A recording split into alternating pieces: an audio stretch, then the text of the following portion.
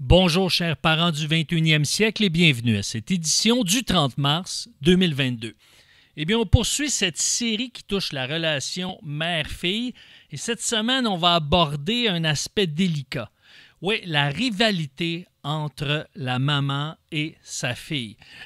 Évidemment, c'est délicat. Pourquoi? Parce que ça touche des enjeux sensibles. Normalement, lorsqu'une maman est en compétition avec sa fille, eh bien, c'est que elle a l'impression que sa fille, c'est un peu une reproduction d'elle-même en version améliorée. Alors, ça pourrait occasionner que sa fille lui fait, malgré elle, de l'ombre.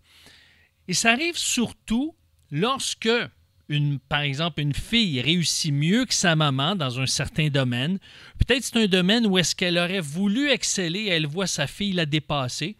Et ça peut être aussi une rivalité qui touche sa crainte du vieillissement. Quand on voit nos enfants qui sont dans la fleur de l'âge, on voit par exemple nos enfants embellir parce qu'ils sont tous jeunes et nous, on voit qu'on est en train de vieillir, on perd de l'éclat. Et là, à ce moment-là, ça a une incidence. Ça a une incidence sur notre perception de nous-mêmes et ça nous rappelle justement qu'on n'est pas éternel. Et ce que ça peut produire, ça peut produire des craintes. Ça peut même aller jusqu'à générer de l'anxiété chez certaines mamans. Et malheureusement, heureusement, il y a des mamans qui le prennent bien, qui le vivent bien, qui composent relativement bien avec cette réalité-là, le vieillissement, les performances de leur fille. Mais il y a d'autres mamans, malheureusement, qui vont, pour contrer ce malaise, se mettre à dévaloriser leurs filles ou tenter de les dominer. Donc, si par exemple, il y a une concurrence sur le plan physique et spécialement si la maman est remariée ou a un nouveau conjoint qui n'est pas le père de la fille, eh bien, ça peut accentuer, pas dans tous les cas, mais dans certains cas, la relation, la tension qu'il y a entre la mère et la fille parce que à ce moment-là, la maman peut se dire « Oh, est-ce que mon conjoint, mon compagnon va être attiré par ma fille? Elle est plus belle, elle est mieux faite, elle est dans la fleur de l'âge. Moi, je vieillis, je me trouve moins attirante. » C'est peut-être même pas le cas. Peut-être que son conjoint trouve sa conjointe très attirante et pour lui, c'est la femme qu'il avait besoin. Mais dans la perspective d'une maman, dans la perspective d'une femme qui a de la maturité, eh bien, à ce moment-là, elle peut se dire « Ouais, mais j'ai plus l'éclat que j'avais quand j'étais plus jeune ou j'ai pas l'éclat que je souhaiterais avoir. » Alors, à ce moment-là, c'est là qu'il peut y avoir des conflits au niveau de la perception et ça amène des conflits au niveau de la relation également. Donc, ça peut amener une maman à avoir des comportements qui vont faire en sorte que elle va continuellement critiquer sa fille de la façon qu'elle est habillée. C'est trop provoquant. Et ça peut être vrai, ça peut être juste, tout dépendant de la motivation et tout dépendant qu'est-ce qu'il y a derrière. Et à force de dénigrer, à force de traiter sa fille de nom ou de renoter ses défauts, ou être continuellement sur son dos à cause de cette rivalité-là, évidemment, ça peut amener cette fille-là à perdre confiance, à perdre de l'assurance. Et là, même, ça peut amener la fille à continuellement demander est-ce que je devrais porter ça pour savoir si sa mère lui donne la permission de porter certains types de vêtements et même rendu adulte. Et c'est pour ça que la relation peut devenir toxique. Alors, ce qui est important pour une mère, c'est de considérer que elle n'est pas sa fille et sa fille n'est pas une meilleure version d'elle-même. Oui, une fille va développer certaines caractéristiques qui sont issues de la mère, parce que comme on le dit, la pomme la pomme ne tombe pas loin de l'arbre. D'accord?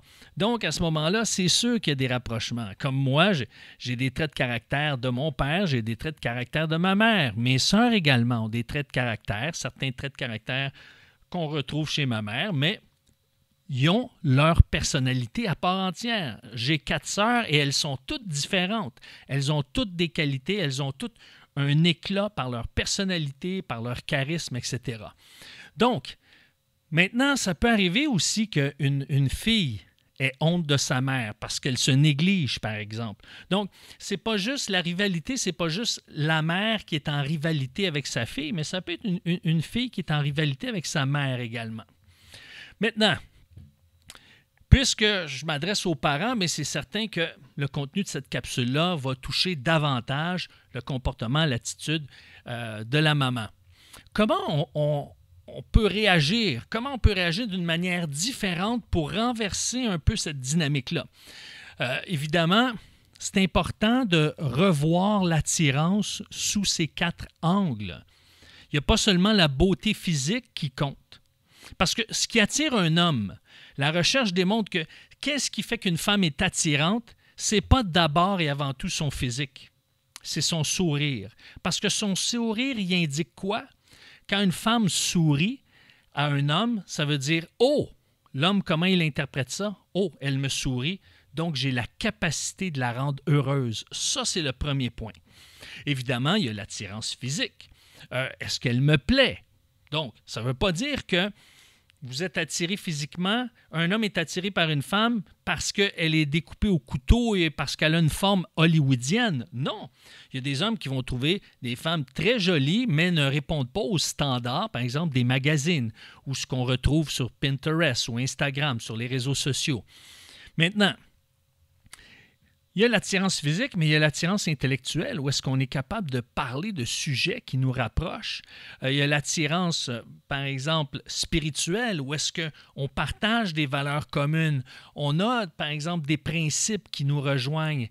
Et il y a aussi l'attirance émotionnelle, où est-ce qu'on est capable de communiquer, connecter sur le plan émotionnel. Donc, que ce soit physique, émotionnel, intellectuel ou spirituel, il y a une zone d'attirance. Et il faut faire attention de ne pas limiter la zone d'attirance uniquement sur le plan physique.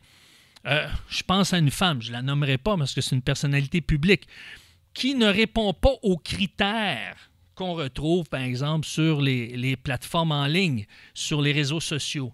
Mais de par sa douceur, de par son charisme, de par son écoute, c'est une femme très attirante. Elle est chaleureuse. Donc, c'est important de revisiter ces concepts-là pour dire, oui, je suis une femme attirante, mais pour plein d'aspects. Pas seulement pour l'aspect physique. Et évidemment, en vieillissant, on change tous. Moi-même, je ne sais pas ce que j'étais il y a 20 ans. Mon fils, il est dans la fleur de l'âge. Il est au début de la trentaine. Je veux dire, c'est un bel homme. Puis je veux dire, wow, il a tout l'avenir devant lui. Moi, je vieillis, je suis différent.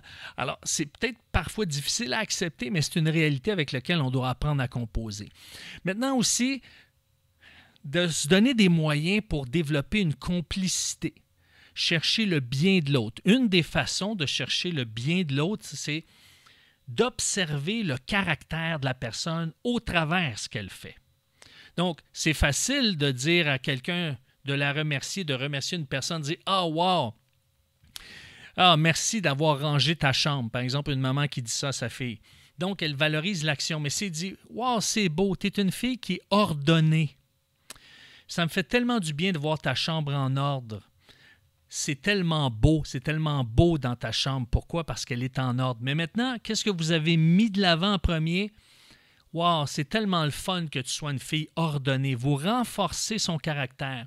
Cherchez à mettre en valeur son caractère. Comme par exemple, bravo pour ton courage. Tu as pris ta place, tu as exprimé ce que tu ressentais avec beaucoup de respect. Donc, bravo pour ton courage. Mettre en valeur le caractère. Plus je vais observer mes enfants pour mettre en valeur leur caractère, plus je vais connecter avec eux. Je vais connecter avec qui ils sont.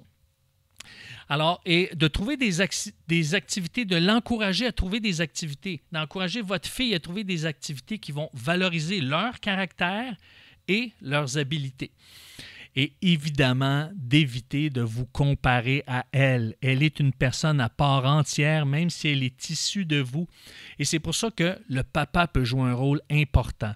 Un rôle important, d'une part, pour prendre soin de sa fille, sortir sa fille de la maison pour la distancer un peu de la maman et aussi pour renforcer son amour auprès de sa conjointe, son épouse. Pourquoi?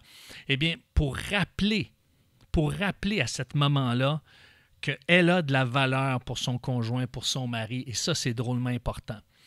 Maintenant, avant qu'on se quitte, si jamais vous avez besoin de passer au travers une démarche de libération émotionnelle ou relationnelle, je vous invite à m'écrire en privé. J'ai une démarche à vous proposer qui est toute simple, mais qui nous amène justement à se libérer de ce qui nous empêche de développer des relations saines, des relations riches, et qui nous amène à passer d'une relation toxique à une relation saine. Vous avez simplement à m'écrire à leblogueur, avec un seul G, leblogueur, @ericlantier.net. C'est leblogueur, @ericlantier.net. Si vous désirez soutenir cette émission pour qu'elle continue à être diffusée sur les ondes du 92,7 FM, vous m'écrivez à la même adresse, leblogueur, @ericlantier.net, et je vous dirai comment vous pouvez soutenir cette émission pour qu'elle puisse être diffusée sur les ondes radio dans l'Outaouais. Maintenant, on va poursuivre la semaine prochaine cette série, la relation mère-fille, et on va parler de la relation où est-ce que la maman, elle est perçue, selon la fille, comme étant une maman envahissante. Est-ce que ça arrive? Est-ce que c'est possible? Est-ce que vous en connaissez? Donc, on parle de ça la semaine prochaine. Sur ce, chers parents du 21e siècle, je vous souhaite une bonne semaine et je vous dis au revoir.